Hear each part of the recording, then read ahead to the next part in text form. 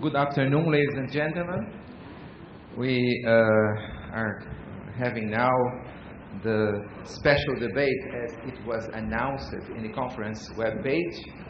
This may be one of the most exciting parts of that conference. I'm personally very curious about what is about to happen right now. I want to introduce the moderator of this panel. This is Dr. Stefan Lang, geographer, a GIS and remote sensing specialist by training, and since 2006 he is the research coordinator of the Center for Geoinformatics (GIS) at Salzburg University. From 2007 and to 2008, he held a one-year substitute professorship at Berlin Institute of Technology. He's active in the field of advanced geospatial image analysis, EO-based monitoring, and the spatial indicator development on both conceptual and applied level. Dr. Lang was one of the initiators of the first international GEOBIA conference held in Salzburg in 2006. And he plays key scientific roles in the EC-funded and other projects, as well as bilateral R&D funding agreements with industry and NGOs.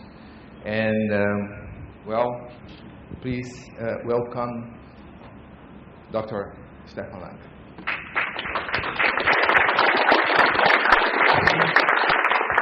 Okay, thank you very much, Raul, for this introduction. Yeah, I have also great expectation in this, and I think it will be completely spontaneously. So I'm leaving the room and I let them talk. No, not quite. So we said we should talk a little bit about, as you saw in the program, major achievements, trends, and challenges. So that's basically looking back and looking forward. And luckily, we have. Now it's the fourth time already. We are looking back. Oh, it's 6 years.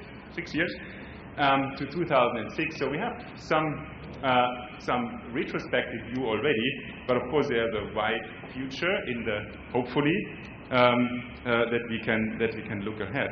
And it's an emerging discipline, definitely. We got a lot of credits in the morning talk from Margaret. I'm very happy about that because she made us confident that we are sitting in the right boat, hopefully. And we saw a lot of challenges, global challenges, also addressed by Gilberto in the morning. And hopefully this boat is going in the right direction. It's on good course, and the wind is blowing from the right side. As you see, it's also a kind of organic community. It's something which is not under a larger institution or under a larger organization. It's something self-organizing, and I love personally self-organizing phenomenon. So I'm very happy that over the last years we came to this group, and I hope it goes on like that. So please welcome with me the 5 panelists. I will briefly introduce, whereas all of them have been already introduced to you. But again, so we start here with this is the South American chair. You see, it's like a continental distribution from South America, Northern America, then Central Western Europe, and Eastern Europe, Central Eastern Europe. There's not too many Austrian here. Maybe some of Austrian. They don't like to be considered Eastern Europe. Okay, but in this case, you see, it's missing the Asian or the Australian representatives. But yeah, we will have them in the future. So Gilberto Camara, the General Director at INPE since 2005. He has, as you already heard in the morning, also received a Dr. Honoris Causa from the University of Münster, and he's a fellow at the Faculty of Geoinformation Science and Observation at the ITC. I think if you look at his website, he has a strong research vision and a view on the future of Brazilian, and not only Brazilian, but also, let's say, global science and technology. So welcome with me, Dr. Gilberto Camara. Then we have Geoffrey Hay. I think most of you know him, professor at the University of Calgary. He's been on a sabbatical down under, is that right? over the last year. So you see he's quite fresh. Have you been out last night? No, you haven't? No. Okay. He is, of course, one of the core founding members, let's say, of the GEOBIA and community. And since he branded the term, or rebranded the term GEOBIA in 2008, when he has organized the conference in Calgary. And since then, we use this term as the theme of this conference. I would say he pushed and promoted the transition of GEOBIA to geographical GEOBIA, as I just mentioned it, and he helped us very much co-editing the Springer book that you also find outside, and he published a lot of conceptual thought, but also methodological applications in this field. So, his original background is landscape ecology, but you are also interested in urban applications, recently energy issues. So that's kind of global perspective, very good. Welcome with me, Dr. Geoffrey Hay.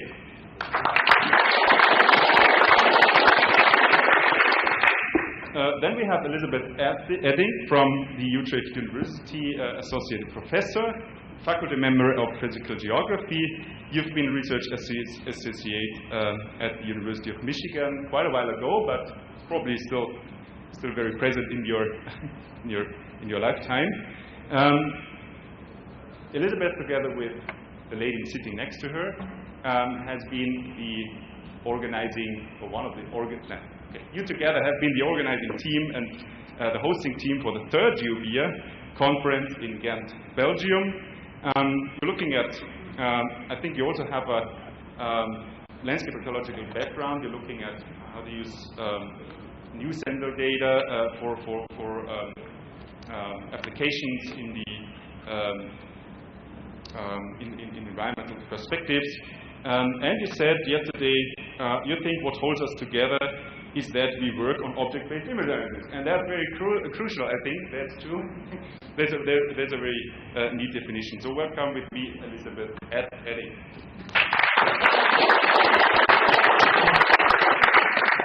Then we have next to her sitting Frieke van Coille. Coille, is that right? Yeah. That's right. That's right. Good. A senior researcher at the University of Ghent, faculty Bioscience Engineering. She is as well member of the hosting team of the third GEOBIA conference in Ghent. I would say you try to combine on the methodological sector GEOBIA with artificial intelligence techniques, but also with a strong application focus on forestry mapping and related application domains. Welcome with me, Frieke van Coille. Yeah, and then we have Thomas Blaschke, professor for geoinformatics at Salzburg University and head of the doctorate college on GI science, established at the university. I think also most of you know him. He had a keynote yesterday. He is member of the hosting team of the first international conference on GEOBIA in Salzburg. And I remember when we printed that leaflet, 1 year before, actually, in 2005, the flyer for the first international conference, we just before we pressed the printing button, we decided to put the first before that international conference, and I think it was a very good decision because otherwise we wouldn't have the fourth GEOBIA today. Okay. He believes GEOBIA can find a way maybe to a new paradigm. He has been publishing a lot of conceptual papers. And let's say pioneering text on promoting the GEOBIA approach globally, and is also first author of the mentioned Springer book. Okay, welcome with me, Thomas Blaschke.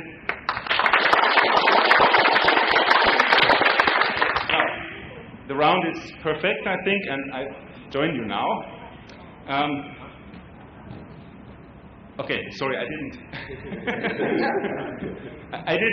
introduce the audience, because the audience, of course, also plays a very crucial role in this respect. I told you yesterday you should think of some questions. Everything which has not been discussed, and we discussed a lot, is my feeling.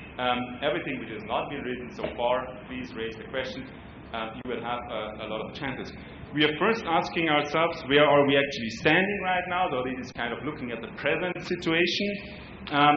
But of course, you cannot stick in the present without looking anywhere. So usually you look to the future, and we ask our panelists what are actually the burning issues the GEOBIA community should focus on over the next, let's say, 1 or 2 years, looking at all the global challenges we are tackling with, and what are the main assets of GEOBIA in this respect. May I ask Gilberto to give a first statement on this?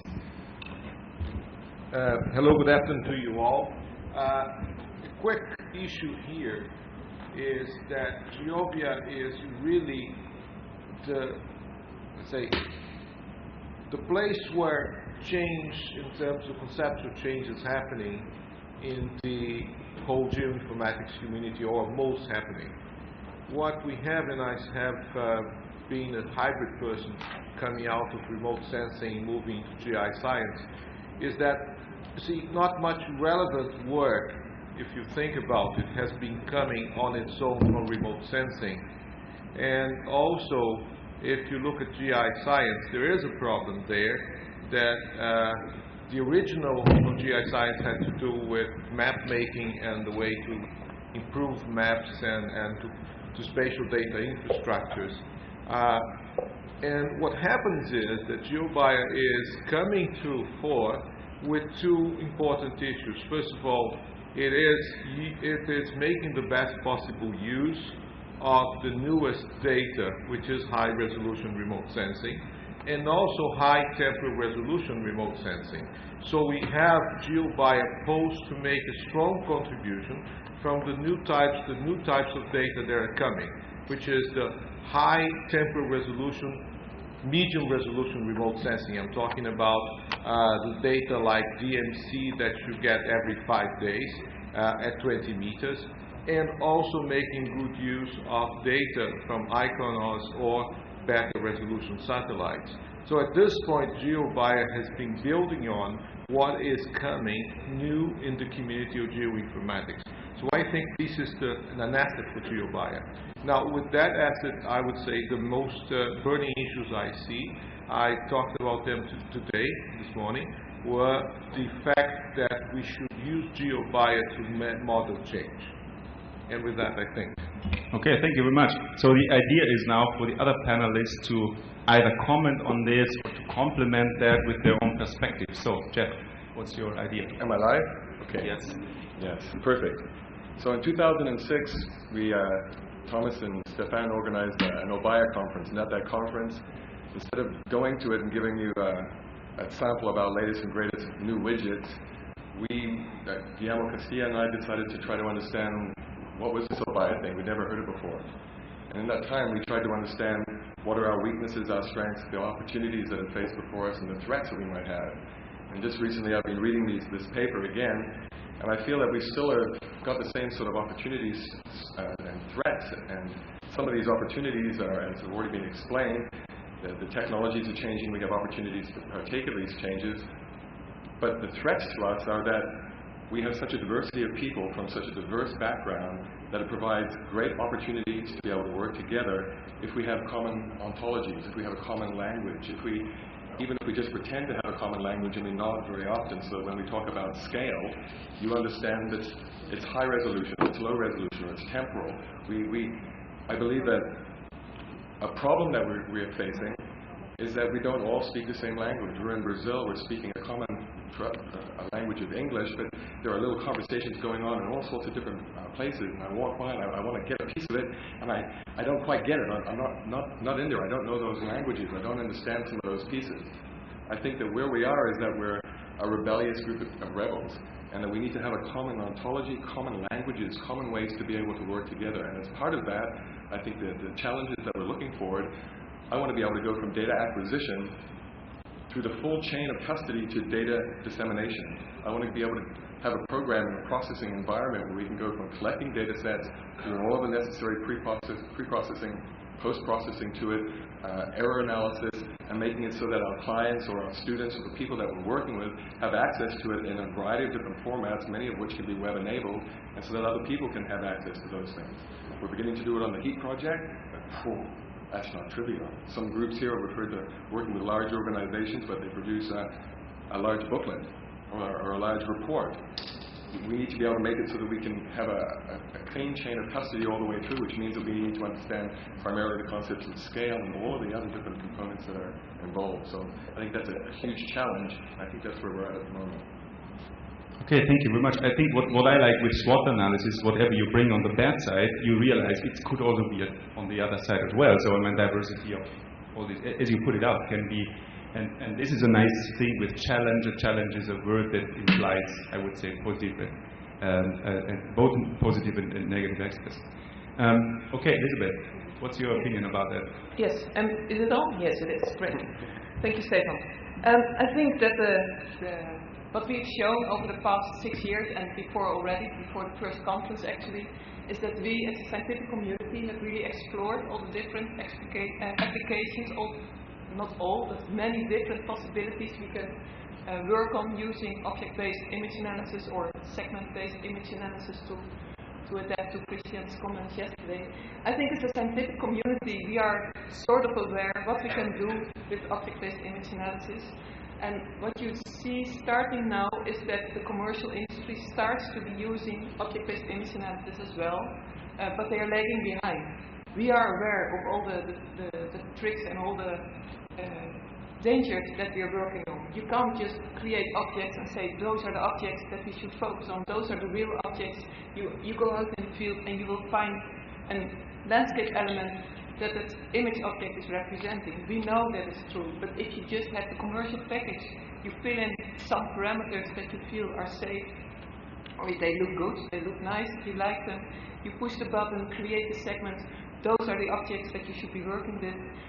We should somehow be aware that the non-scientific community will be tempted to use all our ideas, which is the idea of the scientific community as a start, to create ideas that can be used for the community, but we should guide our principles and make sure that they are used correctly. I think that is a challenge for the coming years, that the easy-to-use packages are not easily used, but carefully used.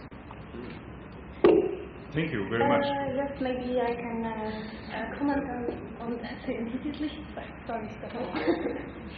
I think you have a point there, that this is something we really should be careful of, that as also non-expert users, and I'm really careful with that word, but since they are entering the community, we have to be aware of the fact that they use the software, all the software tools that are available and at our disposal for the moment, that they are used in a right way. That is one thing, because we have seen in the past, let's say, a cross-pollination of several methods that came across to our discipline, to the GEOBIA discipline. All the methods and tools that came from artificial intelligence, pattern recognition, and so on. We use them, but we use them with care, and that is, I think, something we should be aware of, and it's also our duty, I think, that we should communicate that to the further GEOBIA community. But that was not the thing I wanted to say. Okay, I give the word to Stefan, sorry. No, thank you very much. But we will come back to that topic later. Maybe you anticipated a little bit, but it doesn't matter. Thomas, you want to comment on that? So I try to be very short, because I had the opportunity to express myself yesterday for about 40 minutes, so I'm not going to bore you with a lot of repetition here. At this first round, I just try to make a very short statement to save time, and because I'm also very much interested in the questions and remarks from the audience. I just want to highlight from a personal perspective what GEOBIA and GEOBIA at the moment is, or where it stands. This is, I think, the common theme of this first round of comments here. I want to stress the issue of that we somehow combining GIS functionality and image processing remote sensing functionality. And this is a strength. This is something which fascinated me when I came across these possibilities in around 1999, 2000. But because I have kind of 2 foots in or either of them I have history in both sides, and so I like this idea very much in combining these issues. But of course, this is also a little bit of a problem, as we may have discussed later in this next rounds, that in terms of how is this community recognized at the moment, or where are we standing, that either of the 2 sides which I sketched out, or I superficially called GIS community and remote sensing, and we could talk about that for hours, but kind of the problem with that is also that you have to be recognized by either of the communities, and then you may have to decide, are you something new, or are you more on this side, on that side. So this is just something which I would like to stress for this first round. Okay, thank you very much. So I'm pretty sure that there are some comments from the audience. There's 2 possibilities. Either you have, or maybe more, you have additional ideas to bring up, or you can also raise specific questions to one of the panelists if you disagree, or if you would like to clarify something. Is there any questions? We have also another mobile microphone. May I ask someone to distribute that? Otherwise I'm a bit too busy. Herman, you're a good assistant. Raise your hands. Maybe you can start with a question, Herman. No, okay. Sorry.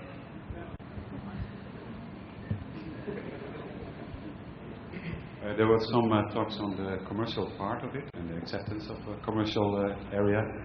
There are some big programs going on, GMES, Urban Atlas, so very big mapping projects.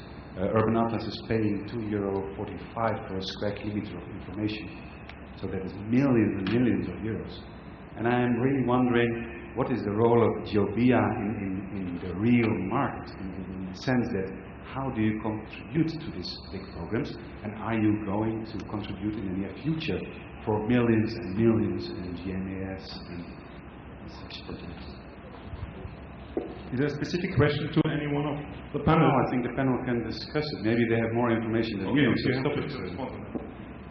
No, the response is quite simple.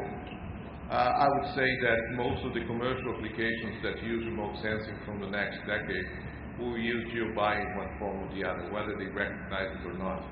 That's the new thing in town, and that's far the only new thing really that happened in optical remote sensing for the last 20 years. That put it simple, so everybody who's commercial is going to use GeoBia. As simple as that.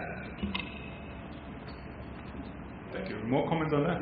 Well, the comment's also related to where we stand right now. I mean, from the landscape ecology perspective, we're looking at the patterns within the landscape, and we want to try to infer processes. We want to try to understand function from the forms that we see.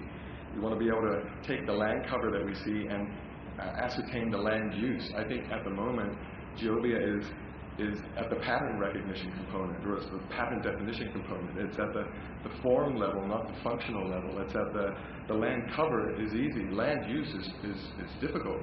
What's a slum? What kind of land cover is it just for? I mean, what's a slum land use? We listened to a talk this afternoon, or earlier this afternoon. There are many different land covers of which you could have multiple land uses for, of which there can be multiple types of slums. I mean, at the moment, it's really, we're looking at the patterns, we're making better widgets to be able to analyze the data sets, but that's not enough. That's not where we want to end up, I don't think. Some people want to end up there and stay there, but I want to understand how the processes are working. And to do that, we need to make sure that the patterns that we're seeing make sense. And I think that's where our real challenge will be, is creating tools that allow us to ascertain land use.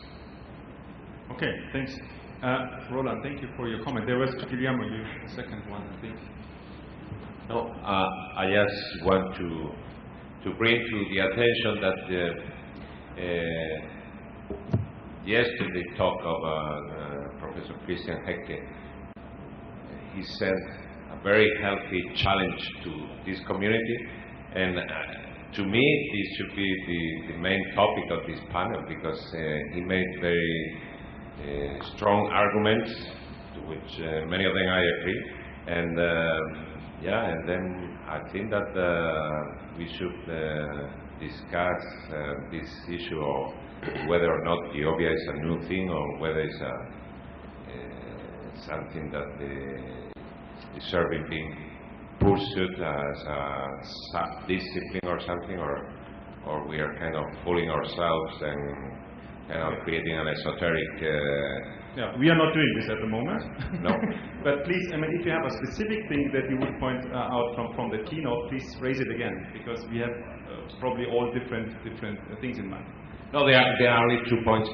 I wanted to Christian just to let him know the name of GEOBIA, the birth of the name is kind of complicated, but first thing is that I believe it was, I think Thomas can attest to that, but I think there was someone who attended the GEOBIA 2006 conference, and he complained that, what is this? I'm into medical imaging and I came to this conference, but he said object-based image analysis, and you didn't talk, there was no session about medical images, and he was right.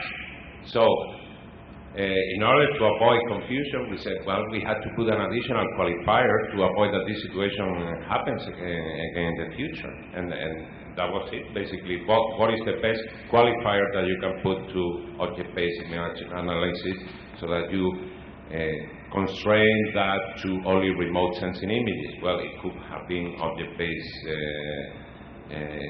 analysis of remote sensing images that actually is OPARSI, that means origin in Romanian, but there were a bunch of different possibilities.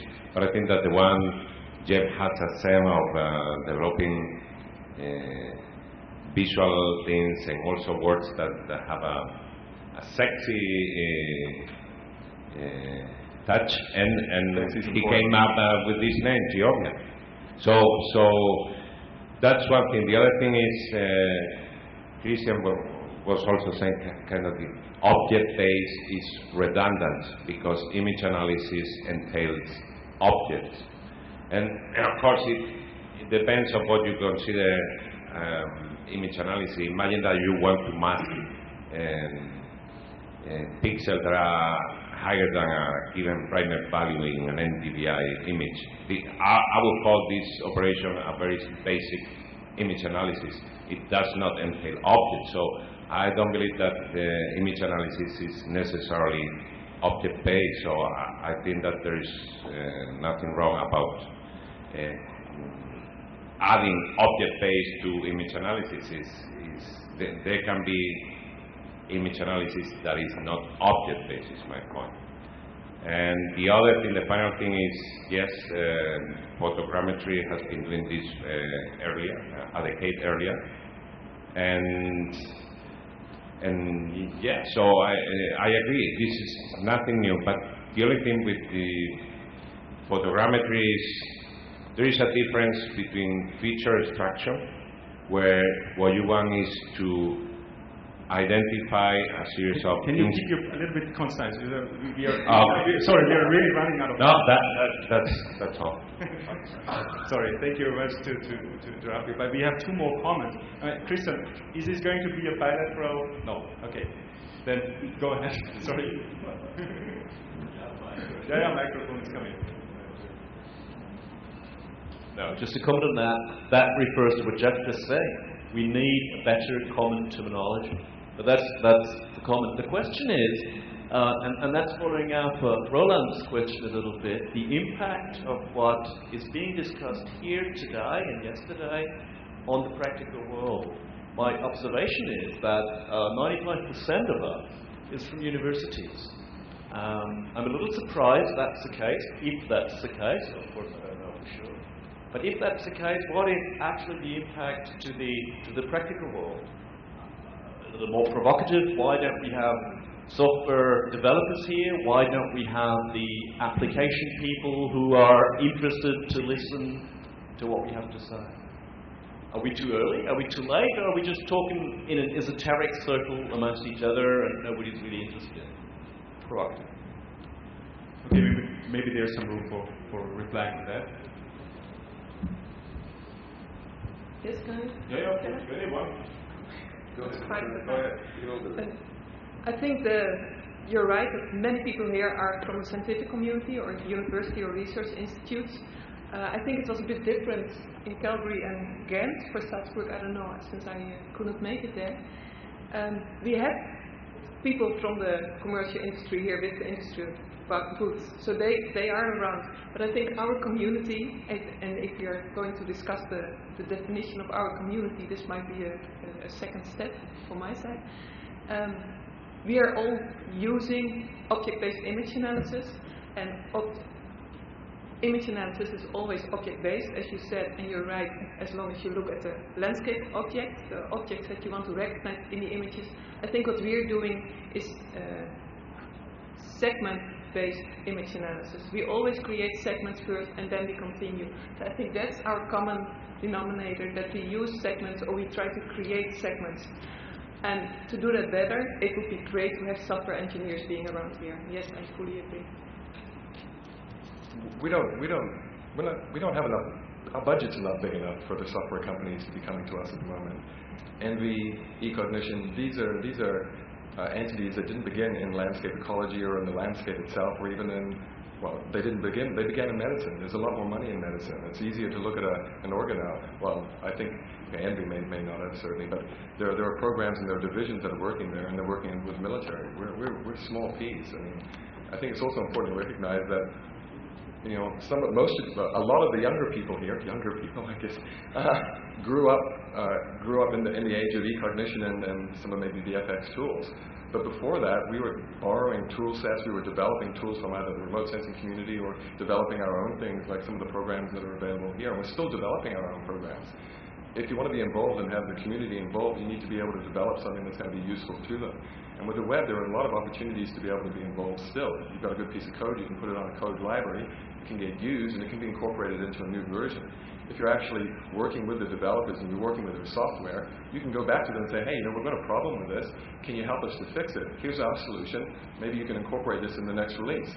And I've worked with Envy to be able to do this previously. So, you know, some people are working with people to be able to make the changes there, but we don't, at least from my perspective, the money that we're spending in remote sensing is nothing compared to the money that's being spent on biomedical imaging. Okay, I would allow one more comment. Maybe Tim, you got a mic? You forgot what you want to say? No. You will? Okay. Yeah, just continuing on with that. This is quite a small community, but outside of this community, object-based stuff is going on. Two of the largest mapping programs in Australia are actually using object-based stuff. The National Land Cover Map, which is based on time series of metres, it's a dynamic changing map, is based on object-based image analysis. And the North Australian fire mapping over the dry seasons, they map the entire of North Australia fires, hot spots, the fires that are actually happening within 6 to 8 hours. They've got them on there, and it's all underlined by object-based stuff. So there's some really big projects going on that are using this technology, but yeah. Okay, I think that was a nice remark, concluding remark for the first one. I think we're going to proceed, and we will ask ourselves a little bit where we're coming from, and it gets a little bit personal because, of course, we all have our personal stories.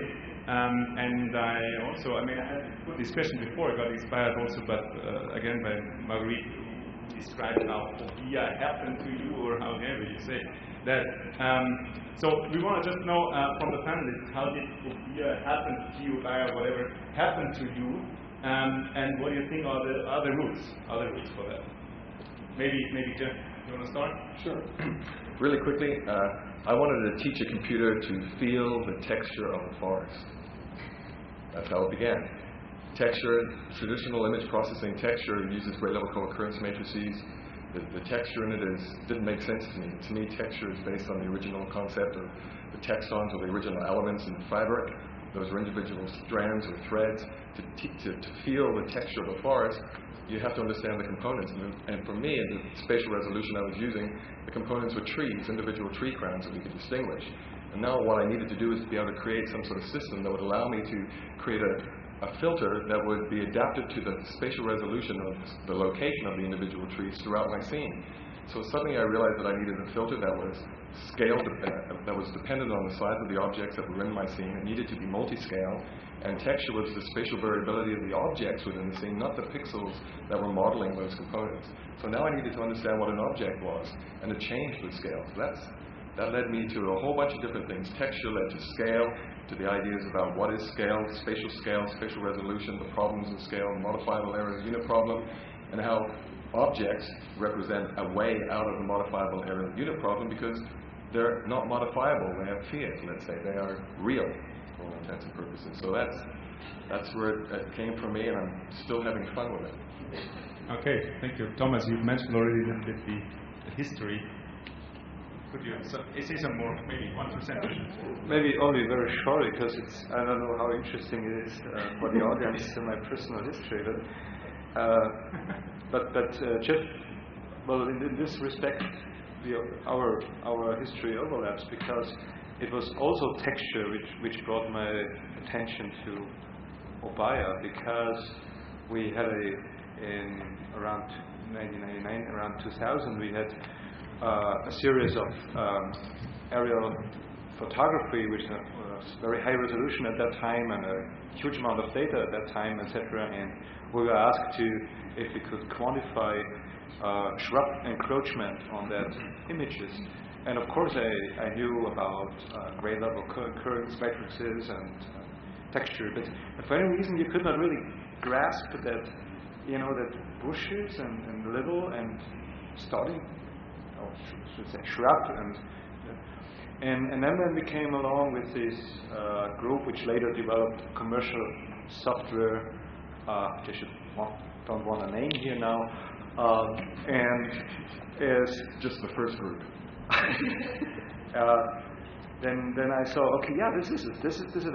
I want to have these little segments, object candidates, and I want to be able to group them, and I want to have super objects, and I want to have hierarchical and topological, and so vertical and horizontal relationships between that, and I want to use all my GIS knowledge I have in combination with my remote sensing knowledge, and that was basically how it happened, how I personally came across with that field, and I got interested in, and I tried to work on conceptual things in that field.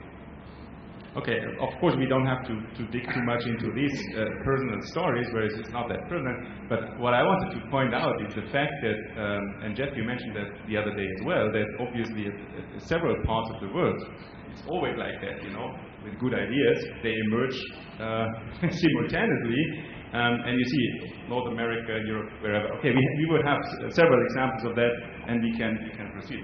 But okay, let's go on. What are we doing? What are we using? What are the tools that we are using? We know probably, but we also know that our field is quite interdisciplinary in terms of applications and also in terms of methodologies. We are borrowing. Sometimes maybe we are poaching different. No, but we are borrowing methods from neighboring disciplines, definitely. So looking at this powerful toolbox that we have, don't we have also a great responsibility? Probably yes, we have, and sometimes maybe also something like a liability. As we are not in North America, we're talking about that all the time. Or are there some gaps? Maybe if we look at the metaphor of the road or the ship, are there some dead-end roads maybe, or did we maybe miss a crucial turn somewhere? So starting with the issue of reliability, information reliability and accuracy and things like that. Maybe Frieke, you can elaborate a little bit on that. You're working also in this area. Yes, indeed. And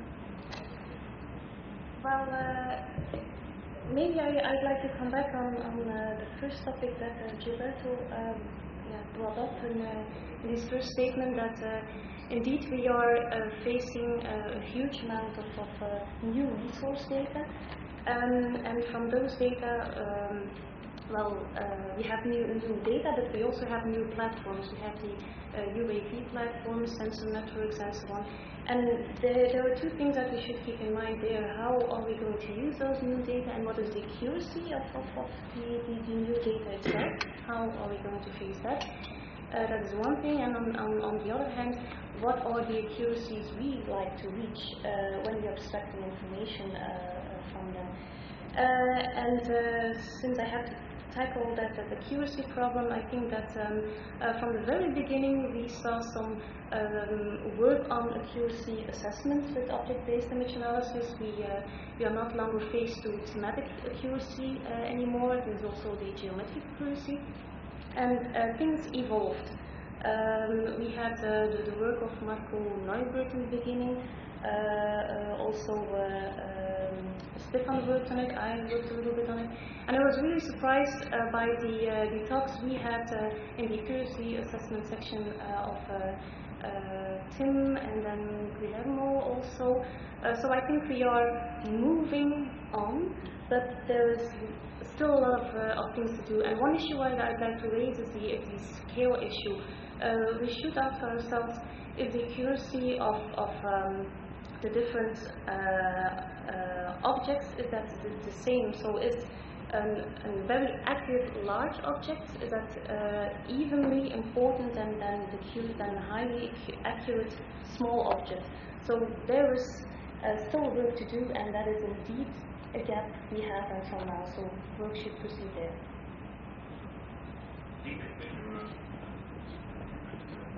Well, what I wanted to add about the two things which I see as, let's say, toolbox and things. The first thing is I think we are lacking two things, and unfortunately I don't say this negatively. I think we will advance. First, we need theory. This field has developed completely empirically, and it was empirical to start with an algorithm. You take the definition, it's completely empirical. There's no other justification for it other than it works. So we need theory. If we're going to go a little bit forward, we need strong theory. That's one thing. And the other thing is we need tools. We cannot build a community on one single tool and one single algorithm. That will not work. So we need tools. At EP, and that's what I'm saying, what we are doing, we take this very seriously. We spend real money in open source. We spend $5 million a year in developing open source software and making sure it is available. And we're still not happy with the result, although we spend real money, because people don't even seem to realize it is there. We've spent a lot of money in Spring, and we're spending a lot of money in the data mining and TerraLib Analyst and InterImage, and we're still not getting to the community. It's our fault, not yours. But still, it turns out that it is extremely hard. But my point is, we need tools. It's not that we are not unhappy with the opinions, but we cannot build a community expecting for the next version. We need to be able to do our own tools, to develop our own alternatives. So we need both theories and tools, and that's what I think. So I don't think we missed anything. We will miss things if we don't develop good theories and good tools for this community. Yeah, thank you very much. Very valuable comment. I think from the audience, yeah, of course you can have a statement. I just wanted to ask you, are you feeling comfortable in the current situation? We have tool sets, and we have, I would say, not only one software, but okay, it's a whole bunch of things, but are you feeling more comfortable? Are you feeling stressed, maybe, overwhelmed, whatever, things like that. But you can also freely comment on what you heard. Thanks, Stefan. Yeah, I agree with what Gilberto just said. We need to solidify the theory side of it. We've got a heap of tools, and one of the dangers is that these tools be used appropriately. If I'd see another paper on impervious surface mapping using multi-resolution segmentation compared to a pixel-based saying, yes, it's better, I'm going to scream. We need to use these tools appropriately as well, and not just produce stuff ad infinitum on the same topics, where it's got to a stage now where papers are starting to be rejected because of this flood of these papers doing similar work. Same thing over and over again. So we need to use the tools appropriately. We need to use them to address real problems, not just have a solution looking for a problem, which it appears from the outside, and people have told me this already, that that's what we could be doing. So there's a danger there. Yeah, we talk about we need to do this and we need to do this, but who is we? There's no central body. I mean, we're just up here by dumb luck. Maybe we've worked a lot and made a lot of mistakes, and we realize that there are some other tools or other ways to be able to do things, and we're concerned about it. So we're trying to be able to have a conference where people can come together and try to learn from each other's opportunities or mistakes or whatever experiences may be. But there's no central body. We're, some could call us rebels, some could call us misfits, some could call us very guided individuals. But we come from different areas, but we don't have a central body. Do we need a central body? I mean, do we have a central definition? It doesn't have to be perfect, but we should have something to start with. I put a slide up in 2006, and there was a crossroad with a guy standing in the middle of it that said, if you don't know where you're going, any road will take you there. Well, we're using a lot of tools, and we're doing a lot of different things, but we don't have a common language yet. Do we have an oversight body? I don't want to have all this politics stuff. I don't want to be involved in that sort of stuff. I'm a scientist. Whatever that means, but who is this community? We're the community here. We're the most valuable asset, but everybody has day jobs. We're busy. There needs to be some sort of system or some funds in place, and I don't know how to get these funds. You've got $5 million. Maybe we can help you spend that differently. You've got a concern. You've got a concern. Well, we can help solve a problem by using tools or comparing tools. I mean, these are very real ideas. There needs to be some funding put into place. And because we come from disparate areas, or overlapping and complementary areas, there needs to be some way to do it. From 2008, we tried to make it so that we were able to put out the proceedings in the ISPRS following what was done previously. That gives us a sanctioned body, a scientific body that says, yes, your material is good, you're following specific standards. That's a really good start. But right now we're under working group 4, I believe, with Margaret's group, and yet we could easily fit under other groups. I mean, I'm not sure where we need to go specifically, but we need to have some rule sets. We need to have some fundamental terms. I mean, I put out a definition. Margaret talked about it this morning. Guillermo and I put out a definition. That was simply because we couldn't find one. We're hoping that people would be adding to it. Well, I've got a new definition. We can put that out there, and people can add to that as well. But there needs to be people need to be actively involved in it. We put up a wiki. We had a lot of information, a lot of people, 15,000, 12,000 different hits over a very small period of time, and then it just petered off because I guess now we're GEOBIA, so life is good. But everybody's still talking about the GEOBIA, so I feel like we're a little lost still. We're doing great stuff.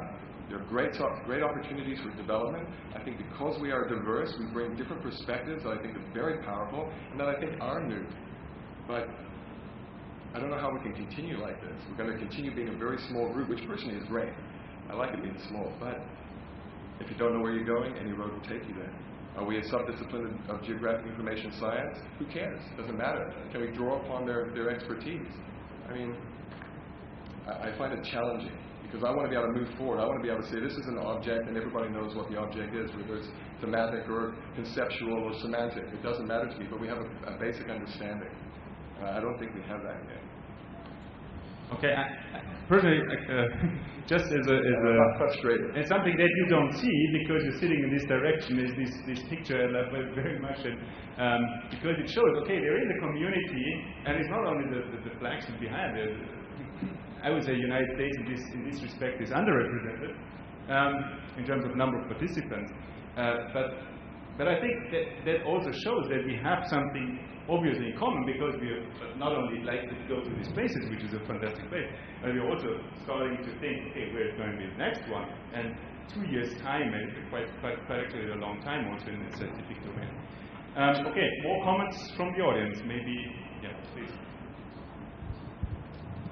Okay, Geoffrey has pointed out who is we, yeah, and we have a community, and Gilberto has also talked about we need tools, we need theories, and I would like to ask you, are the challenges clear for our community? Our challenges, are they clear? You mean the challenges of questions, or what do you mean by challenges? Yeah, that's the question. Are the challenges in GEOBIA clear for the community? Okay. Or do we have a challenge? Just to contact it. And we have here in Brazil the Brazilian Society for Computer Science, and our work was done regarding this, the big challenges of the area. So that's the question. pass it on. Just recapture. Are the challenges clear for the community? I think to start with the community, if you define the community here as the people here, we all started using object-based image analysis some years ago, 10 years ago, 5 years ago, it doesn't matter.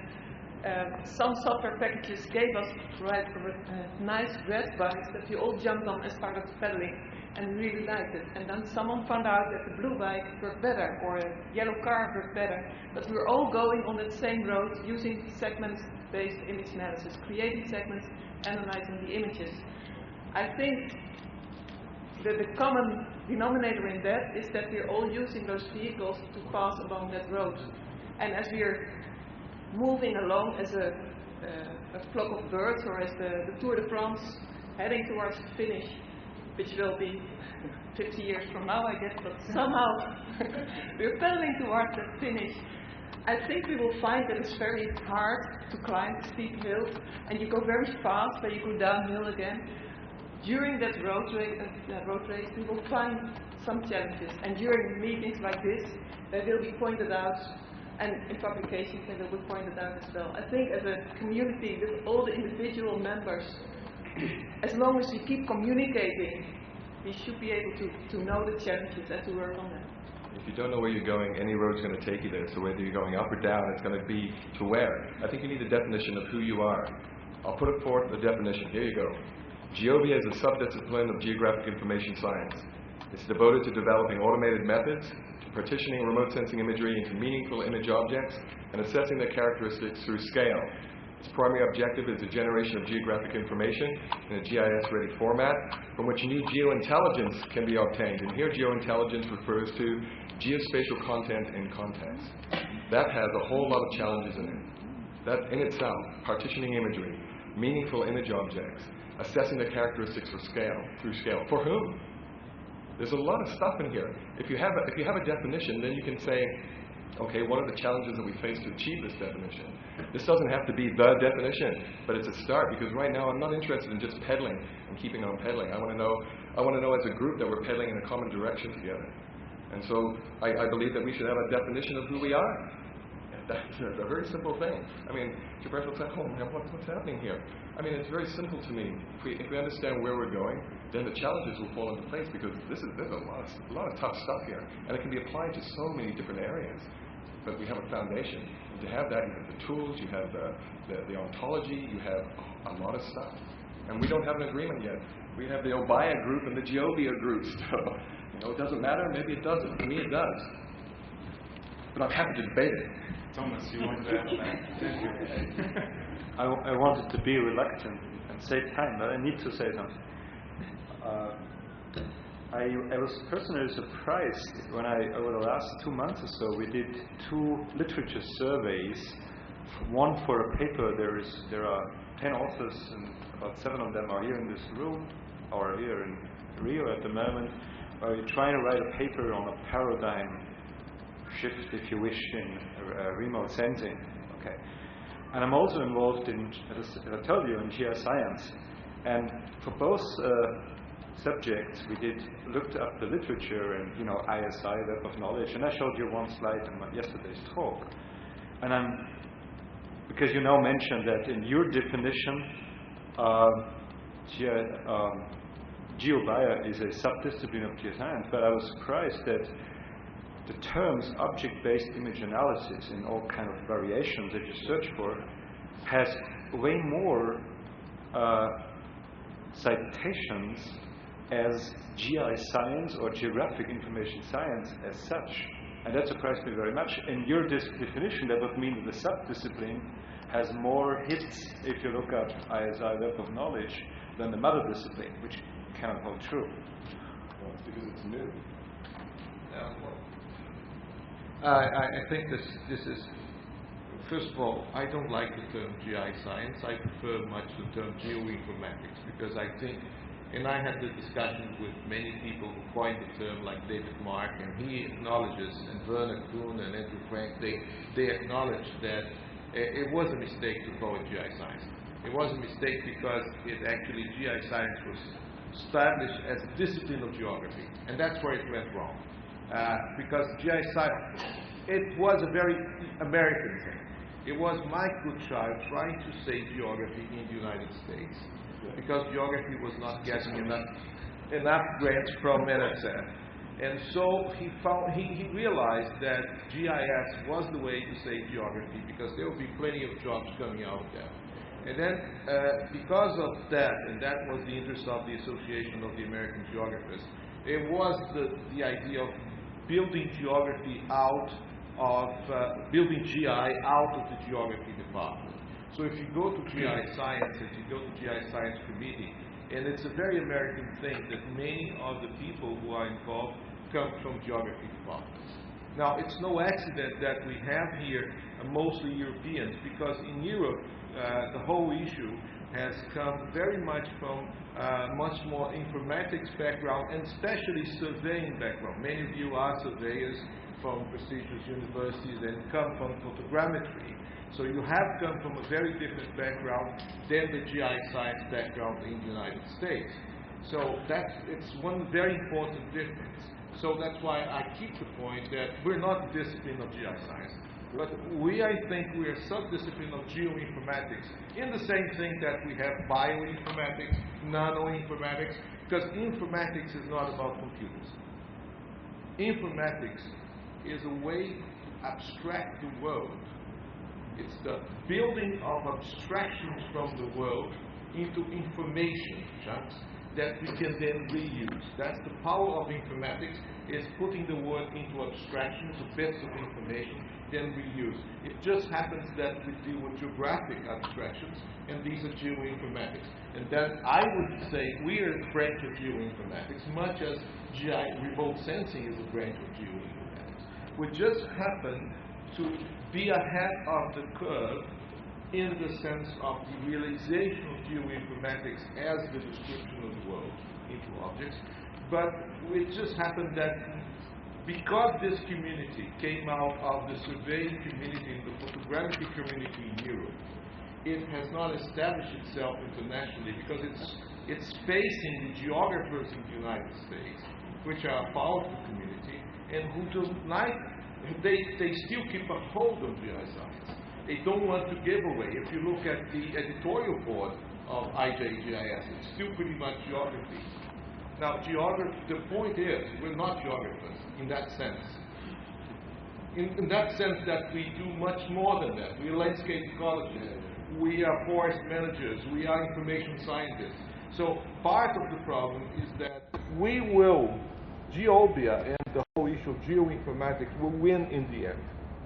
The question is whether we may die and it takes another 20 years for it to happen. Fine. But the point is we have to be very confident in ourselves that we're looking for the future. And that's what is my message. I'm sorry. Okay. No, that's excellent, though. Thank you very much for the clarification. Yeah, okay, lightly on the table here. Okay, so let's assume we go in the right direction. Let's also assume we go together, Jeff, in the right direction. And let's also assume that it's not only up and down, but maybe there's a plateau. We have this wonderful Table Mountain, let's say, in Salzburg and also in other places. There's a long plateau, and it's wonderful if you're up there and you can enjoy it for several hours walking there. And I think we are maybe there. So the question is, where are we going to? And I was asking you, I would like to ask you, what was the striking thing you found here at this present conference, Elisabeth? Got me by surprise there. The striking thing, the one presentation, if I go into the conference, not the overview, but into the conference, was the last presentation I heard today of Roland, who used contrast to delineate objects or segments. Instead of using spectral heterogeneity or using shape vectors, just looking at contrast between pixels and their surroundings, different sizes of surroundings, and he was able to do it to get results that were really, really nicely in a very simple way. And what I really like about it is that contrast is a combination of both spectral and spatial elements. You need to combine the two in order to get contrast, so you can catch both in one variable. That was really, really nice. May I comment? I got it all wrong probably, but that's my new idea. I'm trying to focus on Mr. Hay. Anyway, we'll take you where you don't, if you don't know where you want to go. 1999, Landsat 7 was launched in the DLR in Munich. They gave us a warning that you will have a tsunami of data. And when Rapid Eye was starting the company, we'll drown you in pixels. Well, so you had a warning. Hey, you cannot drown us in pixels. We can swim. We have actually building boats. So our challenge to deal with really enormous amount of data on the Earth every day, we can handle that. And that was a quite surprise 2 years ago when I jumped from 32-bit to 64-bit and using a huge amount of memory. And then suddenly you can see, hey, you can process a country, France. You can even count every tree of France if you really want it. And we have the tools to do that. So the warning that was given 10 or 15 years ago, prepared for an enormous amount of information on the Earth, I think now you can say, yes, we can deal with it, and we can show how to deal with it. And that is something that I can say is very different than remote sensing when I started as a second-year student. Yeah, thank you. You want to add on that? Well, what I get is the following. Don't underestimate the very challenge of the very basic thing that you do, which is classification accuracy. Let me tell you a story which is real, and I think allow me to talk a little bit. But INPE is involved in the last 20 years in mapping deforestation in Amazonia. We do it partly with segmentation, but the crucial bits are done by visual interpretation, including the day-to-day interpretation of new deforested areas using MODIS. Why do we do that? Because we cannot afford to fail. We have to be within 95 to 98% accuracy. That's where you have to go. When I see a kappa of .78, fine, but it does not move me. You need to be within 95% or better to be really able to make it. So one of the things which I saw in one poster today, which really struck me, and that was a negative sense, we got a kappa of .78, which is considered to be acceptable. And I said, by whom? Because don't accept as quality anything less than 95%. And if try to reach that level of accuracy in all your classifications. Then at this moment, you're starting to be competitive with the human eye. And that's where you need to go. And that's part of the definition. Okay? And that's part of the definition of GEOBIA. To be able to do it like a good human analyst. Yeah. Or better, because you can work them 24/7, right? As long as we have the power, electric power. But maybe we find some other solutions for that, yeah. Any other striking examples maybe that you found at the conference that really convinced you or that brought you to an idea of trends where it leads to? I'm asking the others because Elisabeth, you've already told us. Yeah, you can say. Well, no, but mine was already discussed in the accuracy assessment. Okay. The striking thing here was again that not many people work on accuracy assessment, and we need it. We really need it, and it's amazing. Even that today we still use kappa, we still use the same accuracy metrics. So in the 30 years of remote sensing, we still work with the same accuracy measures. And that's just a very striking and also disappointing thing. Just read that recent paper, and I think it's Remote Sensing Environment. The title is something like "Kappa is Dead." No, that was the title. Yeah, but maybe from the audience, some more comments. What didn't you expect, Peter?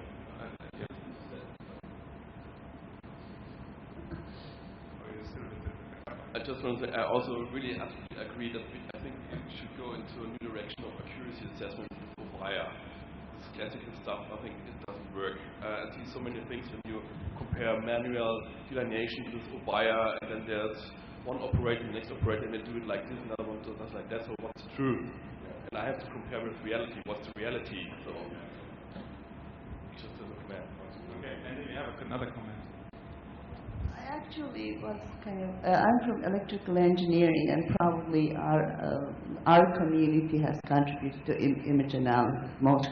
But no one really questions where is electricity in this, you know what I mean? So, but I see that in this community there's more concern of where do we stand, and it's still, I mean, people are saying, well, this is multidisciplinary, there's more, there are opportunities here, but there are also some threats.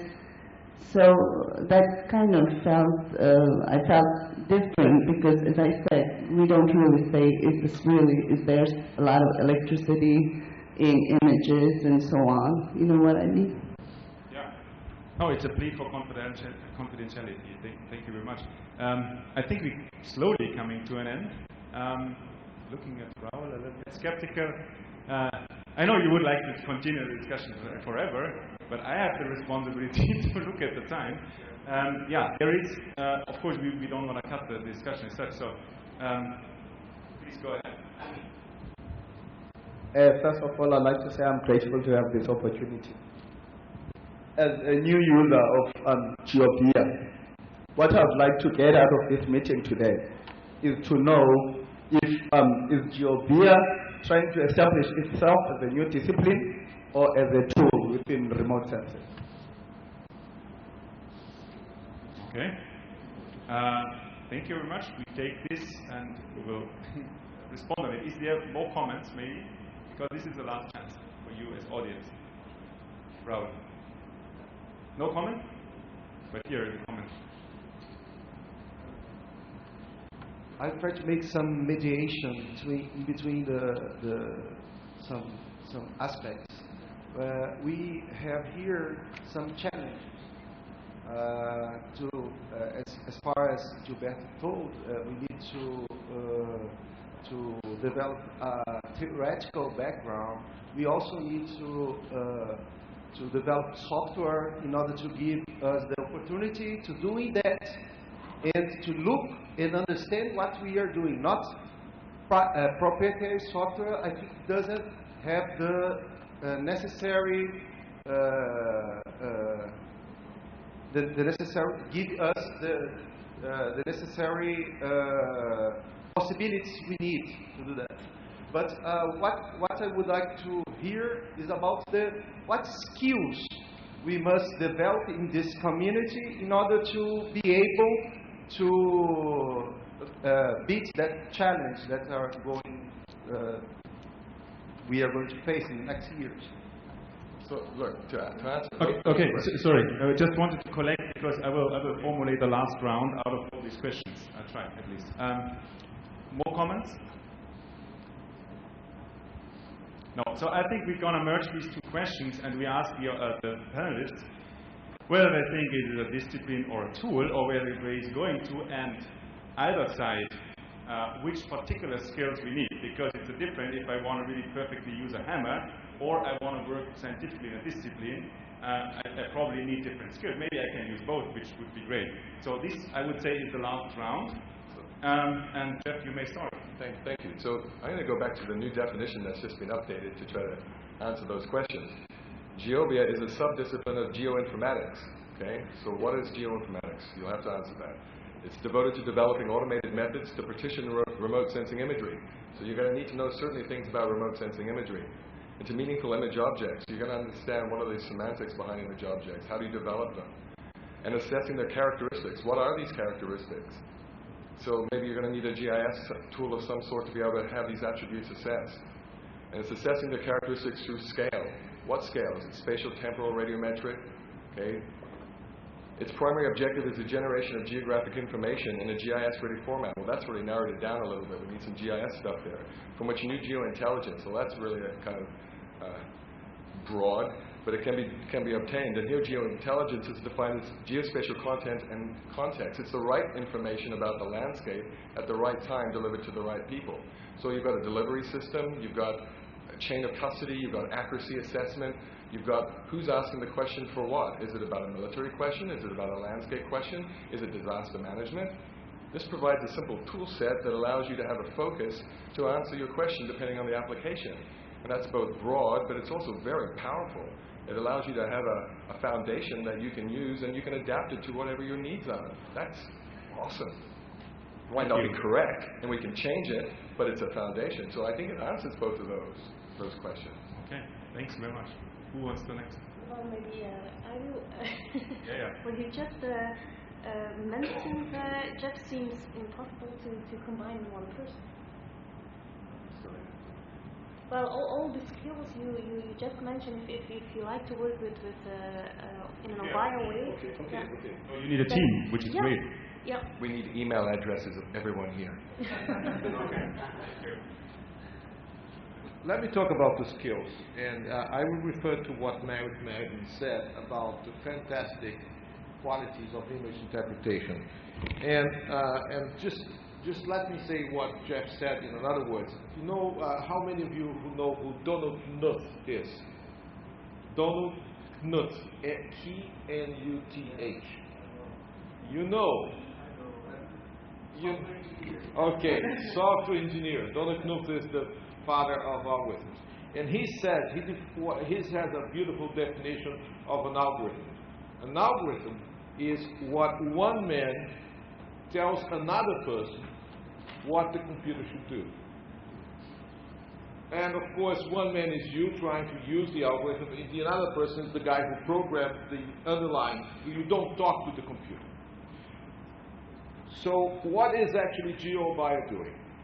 GEOBIA is trying to elicit in the computer form the knowledge that has been built into ages and decades and centuries of image interpretation. So in that sense, what the skills that you need, it's both the skills of an image interpreter that you get in traditional like surveying photogrammetry, and the ability to explicitate those skills, and that's why you have the problems of semantic nets, and then you have the issue about data mining algorithms, which in the end, so you need to teach GEOBIA, much as you say Donald Knuth algorithm. You need to think about who was this human being that developed the algorithm I'm using. What was the motivation of this human being to build? Why do we have this strange semantic net in e-cognition? There's a reason for it. The reason for it has to do with artificial intelligence. So in teaching GEOBIA, you need to go to the principles of, in the end, we're trying to translate image interpretation into the computer, into not the computer, into something one man do, and hopefully the computer would interpret. So the skills we need are multidisciplinary. Image interpretation on paper. Thank you. That's awesome. That's so great. There's so much you can do. There's so many people that you can communicate with. There's so many opportunities. There's so many opportunities for us to learn and grow and develop together. I can be an expert in one small piece, gaining new expertise with somebody else from another discipline because I'm working with them. I'm not just a geographer or a landscape ecologist. I'm a scientist who's developing and learning and growing, and I'm gaining expertise. I think that's what makes us powerful and strong. And we're willing to be able to look at what our challenges are and to try to come up with ways to be able to solve them. I'm stoked to be here. Okay, so we proceed with the round. Elisabeth. Okay, well, just adding to your comments, which are very, very powerful. I think the great thing about having the GEOBIA conferences is that there are people with all different backgrounds, with a shared science, field of science, which is object-based image analysis, and at the same time, most of us have a second field of science. We are all working in different fields. We are all working on different applications. So when we are here, we're looking at GEOBIA as a science. We're considering concepts and accuracy and thematic issues and spatial issues, and we're all combining that, and we should create a formal concept of that, to have some structure to build on, to build from. And then we go home, back to our other disciplines. We are using all knowledge here in our toolboxes. So it's both a science and a toolbox, depending on which side you're looking on. And I think that's the really great thing about having a conference here, that we're all using, we're all people using that toolbox, but here we can discuss it as it's being a science. Okay, thank you. And Thomas, if you wish. Do you have the last word? This is it. I have the last word. Oh, you have the last word. No, I have the last word. No, but Gilberto's comment was so good that I don't want to add on that. He really hit the point. So I just saved my last 2 or 3 sentences to answering your question, what was most striking here, or what did I realize here? And there's 2 things I want to mention. The one is that the overall level was surprisingly good to me. That means, well, one would expect that all presentations are good, but as you know, typically in conferences you like the one you like more and the other you like less. But I have to say that the vast majority of presentations here is very good. And we are at a stage now where we don't, you don't hear in the presentations people saying, okay, you know, this is a segment and I think this is better than doing it with Landsat pixels, and we found out that the one has 78% accuracy and the other has 74%. So the good news is that this type of presentations we had 10 years ago, so we don't see anymore. And the second striking thing I want to mention here is the atmosphere, the hospitality of the team. I think all of us really enjoyed not only the city of Rio de Janeiro and this environment, but Raul's team and make us feel happy here. And this was, for me at least, the most striking thing here during this conference. Thank you very much for that.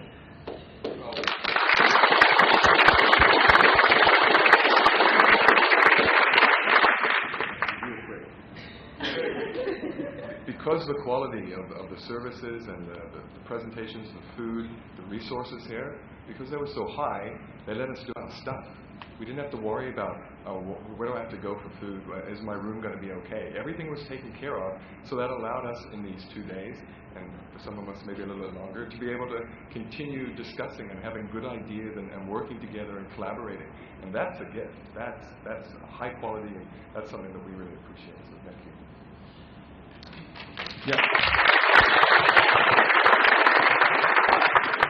Yeah, thank you very much for your final comments. That makes it easier for me, but I think since we try to mimic human vision, we need, of course, a vision, and we have all a vision. And yeah, thank you very much for coming. Thanks for the discipline. Thanks for your comments. And thank you for your hospitality.